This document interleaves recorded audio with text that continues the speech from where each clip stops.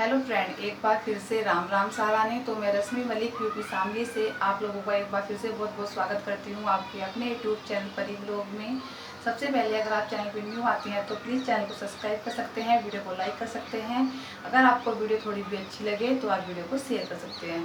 तो फ्रेंड्स, आज की वीडियो में हम बात करते हैं मृतक दिव्या और उसके प्रेमी मोनू की। जैसे कि इस केस के बारे में जो बताया गया है वो मोनू ने बताया है, अपने आप बताया है उसने कि 2018 से मेरी जो मृतक दिव्या है उसके साथ मेरी बात चल रही थी। तो जैसे मोनू ने बताया कि दिव्या उसकी सिर्फ फ्रेंड थी।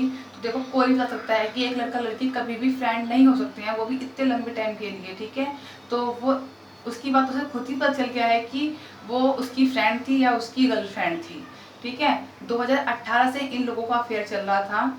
2023 में आकर दिव्या की डेथ हो गई है।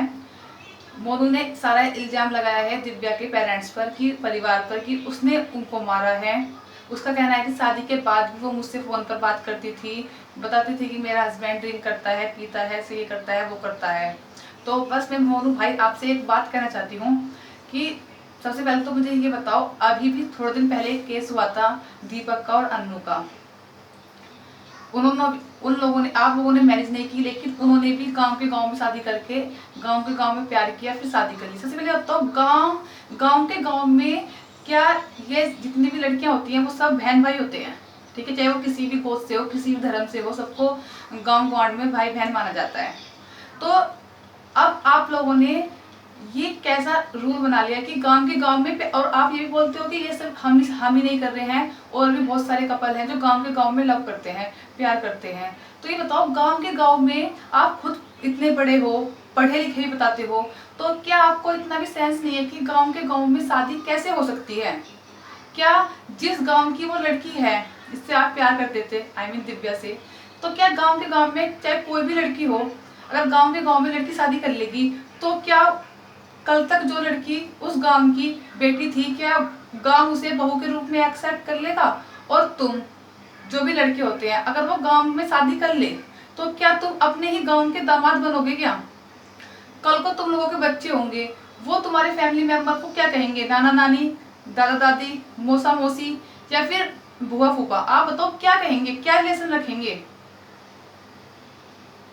मतलब एक प्यार करना गुनाह नहीं है, लेकिन सब कुछ एक सामाजिक दायरे में होना तो ये अच्छा लगता है। ऐसा नहीं है कि गांव में शादी कर लो। गांव में अगर शादी हो गई होती तो जो लड़की के माँ बाप हैं वो इतनी दूर दूर धक्के खाते ना फिरते, जूती भी टूट जाती है बाप की लड़का ढूंढते, ठीक है। अगर ऐसे गांव में शादियां हो जाया करती तो कोई नहीं चाहता अपनी लड़की, कोई नहीं चाहता अपनी लड़की को हमारी लड़की हमारे से दूर जाए, ठीक है। लेकिन ये एक रीति रिवाज है सामाजिक, जो हमें करने पड़ते हैं।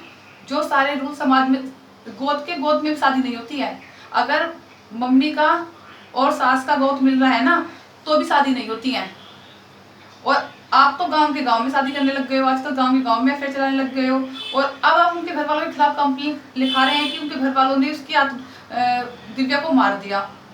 अब ये बताओ, पहले उन्होंने रोका होगा अपनी लड़की को, जरूर रोका होगा जब उनका अफेयर चल रहा होगा तुम लोगों का, कि बेटा गांव में शादी नहीं, बात नहीं कर करते, वो कुछ समझाया होगा अपनी लड़की को। देखो, अपनी लड़की के लिए जब मुंह से बददुआ निकलती है ना, तो ये समझो उस टाइम पर जब माँ बाप है ना, उनका जो अंदर से है ना बिल्कुल टूट चुका होता है। क्योंकि जितना दर्द एक बेटे को पैदा करने में होता है ना, उतना ही दर्द एक बेटी को पैदा करने में भी होता है।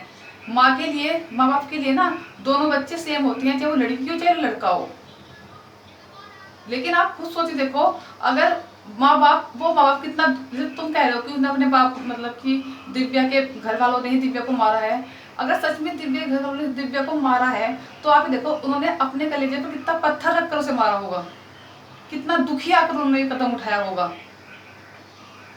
आप सोच के देखो कि जैसे परेशान होकर उन्होंने अपनी लड़की की शादी भी कर दी फरवरी में, उसके बावजूद भी तुम लोगों ने बात करनी नहीं छोड़ी आपस में। अरे उसका घर बस गया, उसका घर बस जाने दो, ठीक है।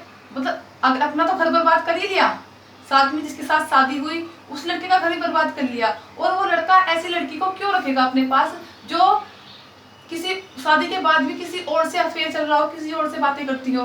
कौन आदमी बर्दाश्त कर लेगा कि उसकी वाइफ रह तो उसके साथ नहीं है, लेकिन दिल किसी और के पास है, फोन किसी और के पास करती है? कौन बर्दाश्त कर लेगा आदमी, ये बताओ। तुमने उसके साथ भी मारपीट की, उसको भी उल्टा सीधा बोला, उनका भी रिश्ता तोड़वा दिया, उनका भी डिवोर्स करवा दिया। तुम्हें क्या हासिल हुआ मुझे ये बताओ। अब दिव्या मिल गई, उसका प्यार मिल गया, क्या मिल गया तुम्हें? तो किसी के माँ बाप पे इल्जाम लगाने से पहले ना 10 बार सोच लेना चाहिए कि वो माँ बाप अगर अपनी लड़की के साथ ऐसा कुछ कर भी रहा है ना, तो वो अंदर से कितना परेशान हो चुका है। अरे तुम्हारे माँ बाप तुम्हें पाल पोस के इतना बड़ा करते हैं, तुम्हारा 20-25 साल तक तुम्हारा सब कुछ करते हैं, और उसके बाद तुम उन्हें ये सलाह देते हो कि उन्हें इस लायक नहीं छोड़ते कि वो समाज में, गाँव में, गुआंढ में कहीं किसी को मुंह दिखाने लायक बच जाए।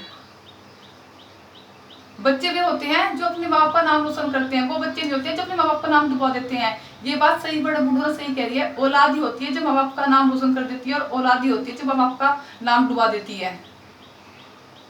तो जो न्यू कपल है ना, जो इस तरह काम कर रहे हैं, अभी आसपास से कर रहे हैं, गाँव में सेटिंग होगी जिनकी, उनको बहुत बुरी लग रही होगी मेरी बात, क्योंकि मैं वो सवाल नहीं पूछती जो मीडिया वाले पूछते हैं। उनको एक दायरे में रहकर बोलना पड़ता है, एक दायरे में रहकर अगले क्वेश्चन सुनने पड़ते हैं, लेकिन हम बहुत बोलते हैं जो हम देखते हैं बिल्कुल, क्योंकि हमें पता है कि उस जो लड़का है ना मोनू, उसकी बातों से ही सब कुछ मालूम चल रहा है, सब कुछ जाहिर हो रहा है उसकी बातों से ही कि वो क्या, दिव्या का उसके बीच में क्या था, क्या नहीं था, और क्या चाहता था, वो क्या नहीं चाहता था, सब कुछ दिखाई दे रहा है A to Z उस लड़की की बात से ही। ठीक है,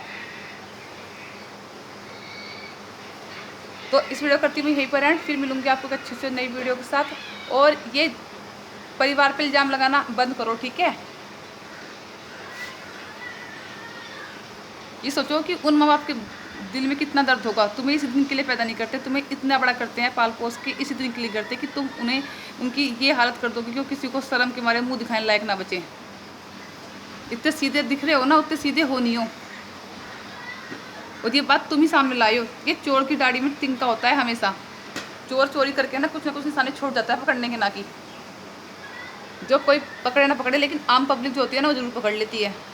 तुम जो सीधे बन के आए हो ना कि मैं अपनी दोस्त को इंसाफ दिलाऊंगा, पता है हमको कितनी दोस्ती तुम्हारी, कितनी दोस्त नहीं थी, और क्या दोस्ती थी तुम लोगों के बीच में, क्या दोस्ती नहीं थी, वो सबको पता है, पूरी दुनिया को दिख रही है वो कि क्या दोस्ती थी तुम लोगों की, क्या दोस्ती नहीं थी। ठीक है, तो साफ साफ ज़्यादा सीधा बनने की कोई ज़रूरत नहीं है, सबको पता चल गया है कि तुम क्या थे क्या नहीं थे दोनों।